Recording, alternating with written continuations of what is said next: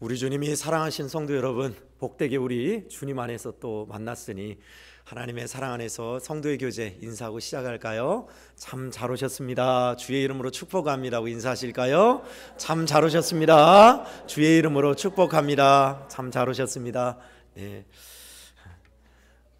양옆으로 하려고 했더만 우리 성도들은 아주 영리하셔서 앞뒤로도 인사까지 하시고 참 잘하셨습니다. 네. 뜻이 있는 곳에 길이 있다라는 제목으로 하나님의 말씀의 은혜를 함께 나누고자 합니다. 여러분 많이 들어본 이야기죠. 뜻이란 말입니다. 한자가 아니라 순 우리말이에요. 뜻 지자는 있어도 뜻이라는 한자는 없습니다. 그러면 뜻이 어떤 의미를 갖고 있을까요? 뜻이라는 말은 어떤 의미를 갖고 있냐? 좋은 생각의 결단이나 의지로 풀이됩니다. 앞으로 할 일 또는 내 마음속에 품은 좋은 결단 또는 그것을 이루고자 하는 의지를 저 사람은 뜻이 있어 라고 말을 하는 겁니다.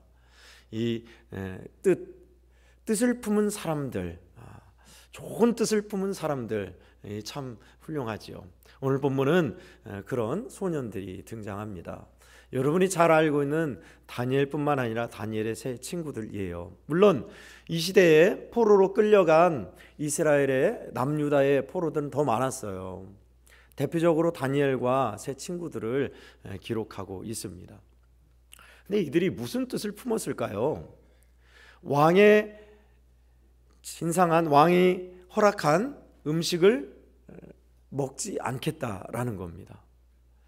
그런데 이것만 품은 게 아니에요. 사실 다니엘과 세 친구들이 믿음의 뜻을 품었는데 이 뜻만 품은 게 아니라 3장에는 무슨 뜻을 품었어요? 무슨 일이 있어도 우상에게 절하지 않는다. 그리고 6장에는요 다니엘이 하나님을 떠나서 살지 않겠다. 하나님을 떠나는 일, 기도를 중단하는 일, 하나님을 인정하는 일을 결코 나는 허용하지 않겠다.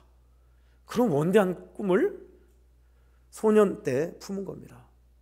소년 엘리트들을 교육해서 14세에서 17세 정도의 소년 교육을 이 당시에 고대 중동에서는 그렇게 교육시켰다고 그래요.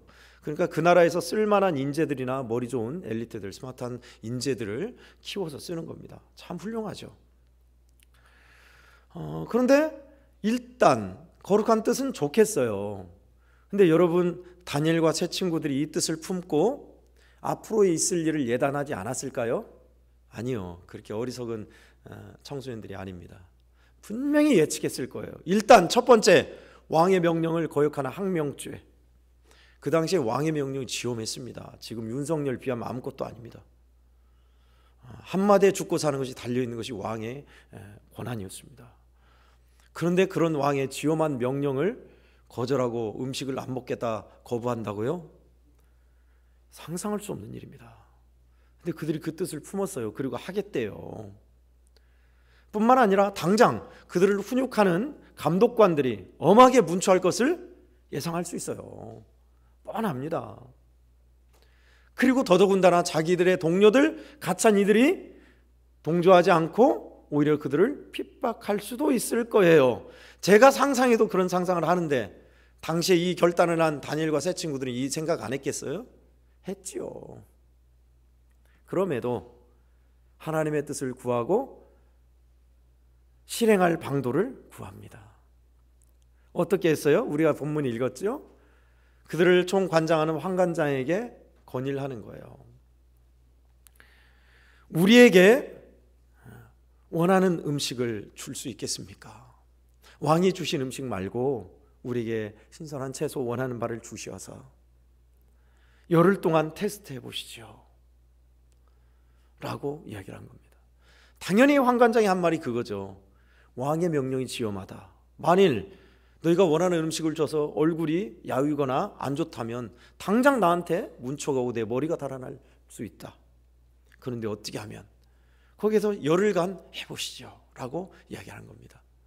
만약에 환관장이 무슨 소리냐, 말도 안 되는 소리 그만하고 주는 거 먹어 하면 더 어려움에 처할 수 있어요. 근데 여러분 하나님이 은혜를 베푸사 환관장이 다니엘뿐만 아니라 친구들에게 호감을 갖게 했어요. 왠지 마음에 가는 사람 있지 않습니까? 그죠? 저 사람은 나한테 뭐 잘해준 것도 없고 이쁜 짓 안 해도 마음이 가는 사람이 있어요. 호감을 줘서 그래 그러면 한번 그렇게 해보겠다. 그래서 열흘 동안 무슨 채식인지는 모르겠어요. 우리처럼 그냥 뭐 먹는 김치나 시금치나 숙주, 녹두나물이나 그런 건지 어떤 채소인지는 모르겠어요. 그런데 그들이 먹고 살과 아주 몸이 건강하고 윤택하여져서 야 이렇게 줘도 되겠구나 하고 계속 그렇게 하였다라는 본문을 읽었습니다. 더 나아가서 본문에는 그들이 3년 동안 교육을 받고 하나님이 그들에게 지식과 총명을 더하사 다른 이들보다 더 아주 월등하게 탁월하게 이끄사 높여주셨다라고 이야기하고 있습니다. 할렐루야, 아멘. 저는 오늘 본문을 통해서 우리 성도들과 함께 우리도 이러한 뜻있는 인생을 살았으면 좋겠다. 신앙 안에서요 뿐만 아니라 우리 인생에서 얼마나 가치 있는 인생입니까? 그저 하루하루 살다가 즐기고 하루하루 늘 살던 대로 살다가 가는 인생에 대해서는 안 되겠죠. 어떻게 하면 이렇게 뜻있는 인생, 참 의미 있고 가치 있는 인생을 살 수 있을까요? 그것을 두 가지로 함께 나누고자 합니다. 먼저 첫 번째는 거룩한 뜻을 품으십시오라는 겁니다. 우리 따라할까요? 거룩한 뜻을 품으십시오. 아멘. 우리 8절을 함께 읽겠습니다. 8절입니다. 시작. 다니엘은 뜻을 정하여 왕의 음식과 그가 마시는 포도주로 자기를 더럽히지 아니하리라 하고 자기를 더럽히지 아니하도록 환관장에게 구하니. 아멘. 큰 뜻이든 작은 뜻이든지 간에 하나님이 기뻐하신 바를 다짐하고 그 다짐한 바대로 행하려는 사람, 거룩한 뜻을 품은 사람입니다. 세상에도 여러 뜻이 있겠지요. 사람마다 생각하고 하는 좋은 생각들 그리고 이루고자 하는 바가 세상 사람들도 있어요.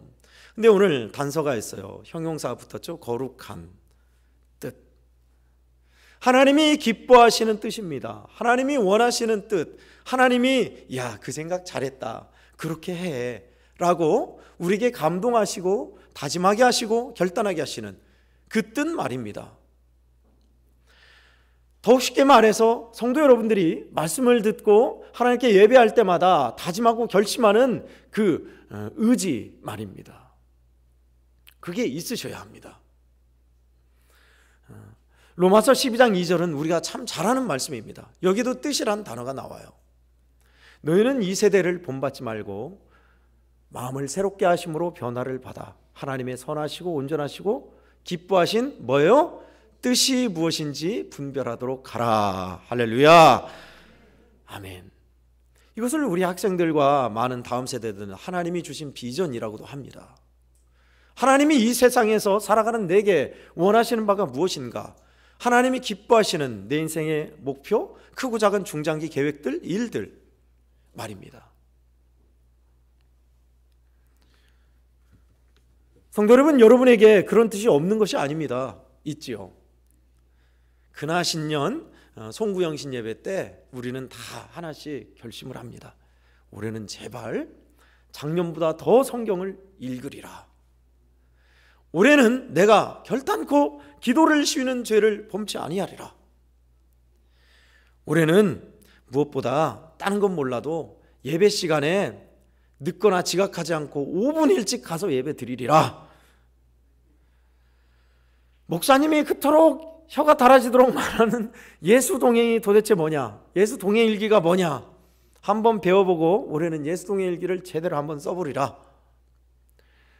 송구영신 때 주신 말씀이 순종 체험 증인인데 순체 증인으로 한번 살기 위해서 예수님의 증인되어 전도 한번 해보리라. 할렐루야, 아멘. 네, 거룩한 뜻이에요. 잘 결단하셨어요. 근데 여러분, 그 거룩한 뜻이 새해 다짐이 지금 1월이 다 가는 시점에서 여러분 어때요? 예, 그렇습니다. 쉽지 않습니다. 마음 먹는 거 결단은 좋았는데 그것을 해보려면 왜 그렇게 어려운지, 좀 하나님의 뜻대로 살려면 하나님 도와주셔서 술술술 풀리게 해주시지. 어려운 일이 두세 배로 증가해요. 은혜를 받으면 더 많이 죄 지어요. 아이고, 신앙생활이 너무너무 어렵다, 차라리 뭐 이렇게 저렇게 살겠다, 안 하는 것이 낫겠다 라고 생각되십니까? 아니요, 속지 마십시오. 우리가 믿음의 길을 가는 동안 분명한 난관은 반드시 있습니다. 하나님의 뜻대로 살려면 원수마귀는 가만둔다 안 둔다요? 가만히 안 둬요. 그런데 중요한 것은 그 너머에 축복이 있습니다. 그 너머에 신앙의 그 기묘한 묘미가 있는 것입니다. 하나님이 그 너머에서 역사하시고 이루시는, 더 놀랍게 이루시는 일이 그 너머에 있어요.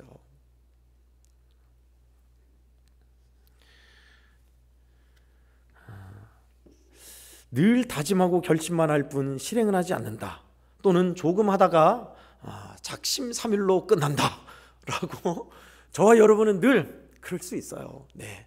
그런데 중요한 것은 여러분, 거룩한 뜻을 포기하지 않고 계속 간직하며 시도하는 것입니다. 말씀드렸듯이요. 작심삼일이란 말 많이 들어보셨죠? 여러분, 근데 이게 원래 그런 뜻이 아니더라고요. 3일 동안 고심하여서 뜻을 세운다, 다짐한다라는 의미가 작심삼일이었어요. 원래는. 우리의 생각은 다르죠? 마음먹은 뜻이 3일을 넘기지 못한다는 의미가 아니라 원래는 3일 동안 깊이 생각하여 뜻을 세웠다, 그게 작심삼일이었어요 원래. 근데 우리는요, 보통 그렇게 통용되죠. 결심이 3일을 못 넘기는구나 라고 이야기를 합니다. 우스갯소리인데 초등학교 시험 문제에 문제를 그렇게 냈대요. 마음먹은 대로 하지 못한다는 것이 뭐라고 하는가 해놓고 힌트까지 줬어요. 작땡 삼땡. 그러면 답이 뭐예요? 작심삼일이죠. 근데 도저히 모르겠는 게 초등학생 학생이 이게 뭐더라 하다가 맞다 딱 이러면 써놓은 것이 작은 삼춘 이렇게 해서 우리 작은 삼춘은 마음 먹은 대로 못하더라. 그래서 맞죠, 우리 작은 삼춘이 그러지 작심삼일이 아니라. 여러분, 작심삼일일 때가 우리가 많죠 사실. 근데 여러분, 주님 포기하지 않으세요. 우리도 계속 하나님이 허락하신 기회가 있고 하나님이 우리에게 힘을 주시니 포기하지 마십시오. 작심삼일에 여러 가지 많은 일들 있을 수 있습니다. 늦었다고 시작한 때가 시작할 때예요. 그때 시작할 때입니다. 성도 여러분이 결심한 거, 작년보다 순종을 더 잘하리라, 하나님의 말씀에. 기도 생활을 작년보다 분명히 개미 눈물만큼이라도 더 할 것이다. 예. 성경을 작년보다는 나는 더 쓸 것이고 더 많이 볼 것이다. 아직 안 늦었어요. 우리에게는 구정이 또 남아 있습니다. 아직 안 늦었어요. 뿐만 아니라 올해는 우리 교회 전도가 목표입니다. 그래서 2월 달에는 전도 용지도 이제 발행을 할 거고 2월 달부터는 전도에 대해서 설교를 할 거예요. 여러분이 전도 용지를 나눠주고 적어도 4번 이상 그분에게 전도를 해서 한번 우리 해보자고요.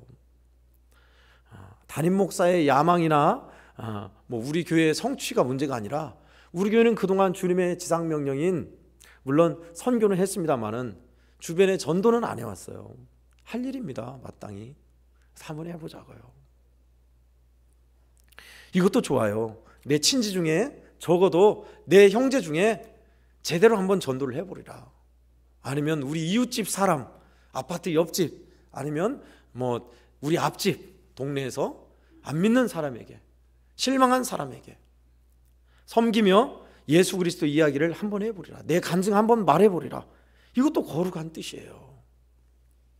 성도 여러분, 주님은 우리가 이 세대를 본받아서 물에 술 탄 듯 술에 물 탄 듯 흥청망청 세상 유행 따라 그저 늘 다람쥐 책바퀴 돌리듯 그렇게 살기를 원하지 않으세요. 하나님은 저와 여러분에게 거룩한 뜻을 품게 하세요. 믿음의 성도여, 일어나라. 하나님께서 허락하신 귀한 뜻과 비전을 품으라. 거룩한 뜻을 품으라. 성경은 우리에게 말합니다. 성령은 우리에게 감동하십니다. 여러분에게 주신 크고 작은 하나님이 기뻐하시는 바, 그 뜻이 품어있고 간직하고 실행하는 믿음의 복된 성도들 되기를 축원드립니다. 아멘. 끝으로 두 번째는요, 난관에서 길을 구하십시오 라는 겁니다. 따라하겠습니다. 난관에서 길을 구하십시오. 아멘. 목사님, 알겠는데요. 해봤어요. 어려워요. 힘들어요. 안 돼요. 안 돼. 지금 몇 년째인 줄 아십니까? 목사인 저는 모르지만 하나님이 모르시겠어요? 잘 아십니다. 너무너무 잘 아세요. 그럼에도 하나님은 포기한다 안 한다요? 안 하신다. 여러분에게 오늘 이 말씀을 통해 또 마음문 두드리시잖아요. 우리가 믿음으로 하나님의 뜻대로 살려면 분명히 난관이 있습니다. 오늘 본문에서도 다니엘과 세 친구들은 난관이 바로 코앞에 있었죠. 무시무시한 난관이었습니다. 왕의 항명죄로 목이 달아나냐 아니냐, 또 그들을 훈육하는 훈육관들에게 엄하게 문초를 당하느냐 아니냐, 동료들에게 저것들 때문에 우리가 힘들다라고 또 눈총 받는 거 아니냐 기냐 아니냐, 이 기로에 있었습니다. 얼마나 어려운 난제예요. 여기에 비하면 저와 성도들은 이만한 어려움은 아니지만 정도에 따라 다르지만 하나님의 뜻대로 사는 것은 쉬운 일이 아닙니다. 참말로 그래요. 그래서 하나님은 우리를 도우사 성령의 감동하심과 믿음의 신실한 동료들과 진리의 말씀과 하늘의 노래로 돕는 자들을 통해서 여러 가지 방면으로 여러분을 도우실 겁니다. 어려움만 있는 게 아니에요. 본문에서는 하나님의 긍휼을 입어 열흘 동안 테스트해 주십시오 하고, 그 열흘 동안 하나님이 놀랍게 역사하신 것을 통하여서 그들의 얼굴이 윤택해지고 삶이 명랑해지고 밝아지고, 또 하나님의 명령을 지킬 수 있어 얼마나 좋았겠어요. 나라는 이미 망했고 해도 그만 안 해도 그만이에요, 사실은. 그런데 어려움을 뚫고 하나님의 뜻대로 거룩한 뜻을 품고 난관을 뚫고 행하는 그들에게 하나님은 그냥 보세요? 아니요. 충분히 도와주시고 더 탁월하게 해주시고 더 좋은 것으로 주셨습니다. 난관만 보시면 안 돼요. 난관 너머에 하나님이 예비하신 축복과 하나님이 이루실 일들을 보시기를 바랍니다. 아멘. 하나님의 도우심으로 그들은 그렇게 난관을 뚫고 이길 수 있었습니다. 성도 여러분, 우리에게도 있죠. 크고 작은 일들이 있습니다. 하나님은 이런 어려운 일들에 어떤 것을 예비하셨을까요? 오늘 저는 고린도전서 10장 13절 말씀을 우리가 함께 나누고 싶습니다. 함께 찾아볼까요? 신약성서 275쪽에 고린도전서 10장 13절 말씀입니다.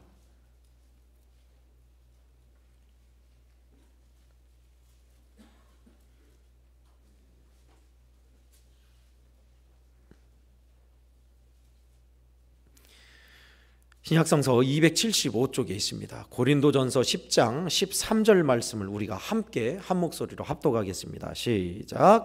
사람이 감당할 시험 밖에는 너희가 당한 것이 없나니 오직 하나님은 미쁘사 너희가 감당하지 못할 시험 당함을 허락하지 아니하시고 시험 당할 즈음에 또한 피할 길을 내사 너희로 능히 감당케 하시느니라. 아멘.